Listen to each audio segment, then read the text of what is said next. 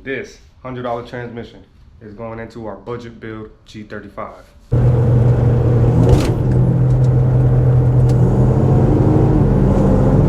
She's slipping. So let's get this tranny swapped out. All right, so I'm gonna get this front bumper off so I can get it on my ramps because it's too low. You don't have to do this, but I'm gonna do it.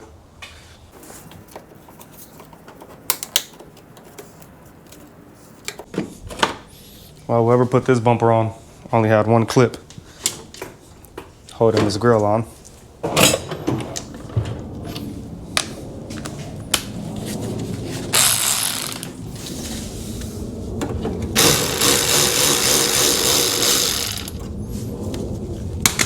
$10mm bolt on this side and a clip for the side marker.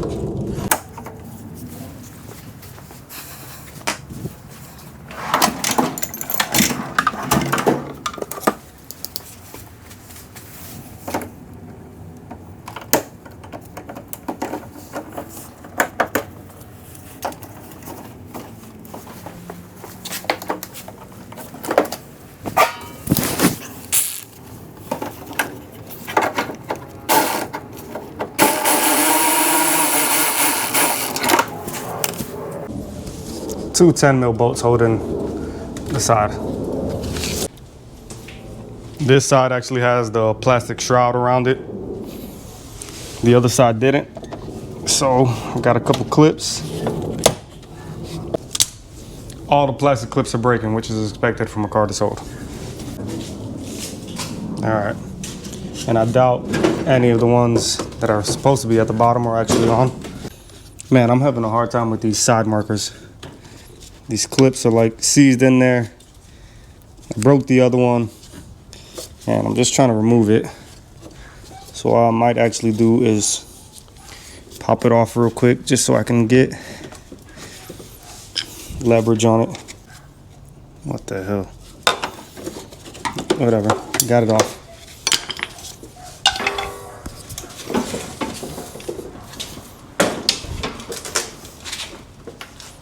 I lied, there's one more clip.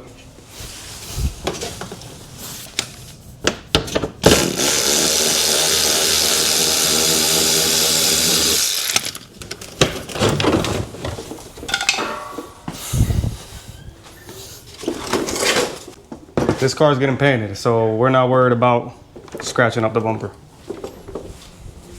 All right, so now we got it up on ramps. This should be high enough to get under there and do everything we need to do. But once the transmission is actually down on the ground, I'm gonna have to raise it up so I can pull it out. Obviously, if you're gonna put your car on ramps and you're dealing with the transmission and it's rear wheel drive, don't forget to block off your rear wheels, because once you disconnect that drive shaft, there's nothing stopping this car from rolling. So let's do that. Got the rear wheels blocked off. Cheap little plastic block, but that's not it. We also have this heavy duty, made of rubber, plastic block. This is the one that's gonna do all the stopping.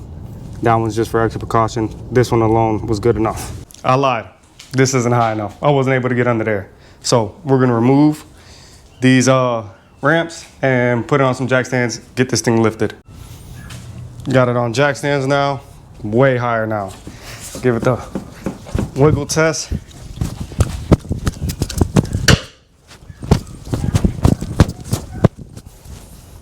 It ain't going nowhere. All right, so at this point, it's pretty simple. Trying to get some light. We'll just remove that drive shaft. You don't even have to take the whole thing out. I've already removed it before. You can remove it from there.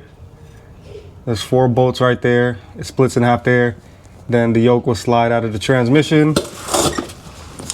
We'll remove the support bracket. I'll have the transmission supported by a transmission jack. Lean it down. Then we'll be able to get to all the bolts around the bell housing and just remove all the electrical connectors.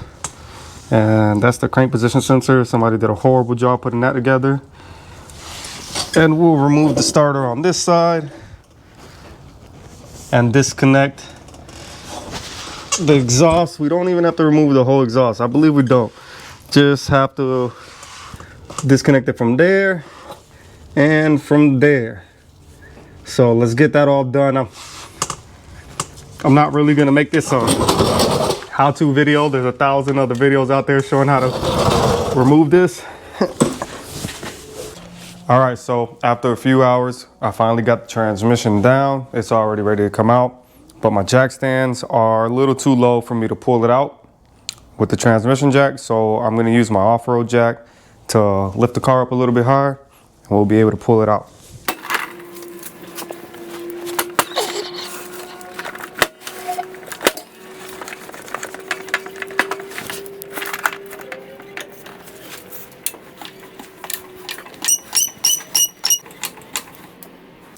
So the car is high enough and I should be able to pull the transmission jack out the passenger side, and it should be able to clear everything. The bell housing should clear everything.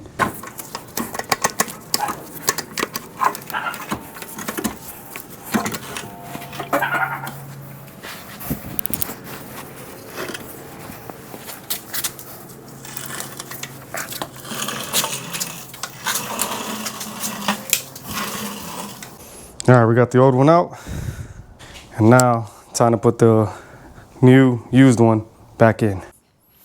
We're finally done. I just got the tranny done, got everything hooked up. Now I just need to get it off the jack stands and put some fluid into it.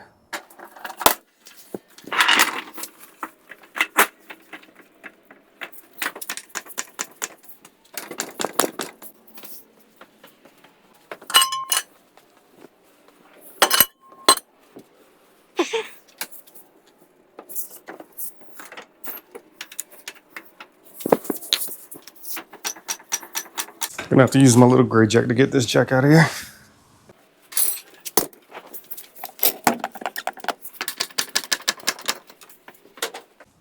Perfect example of when you try to do things the fast way and you end up making it harder for yourself.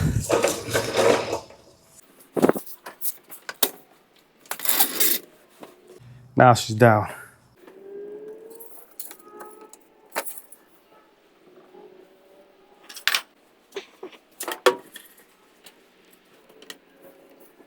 So I'm gonna go ahead and I'm gonna add about 4 quarts of transmission fluid, let it run, get up the temperature, and keep checking it as I go.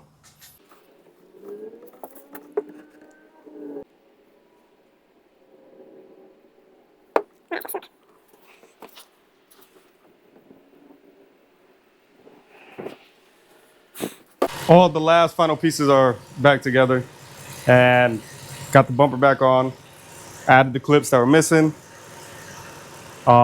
Transmission fluid is up to level. I'm gonna test drive it around, and make sure it's running good. So the car is not here because the car is parked in the front yard because it is working amazing. It shifts smooth, it drove great, and we have no more issues. So if you like what you just watched, hit that subscribe button and follow me for more content to keep up with this G35 revival.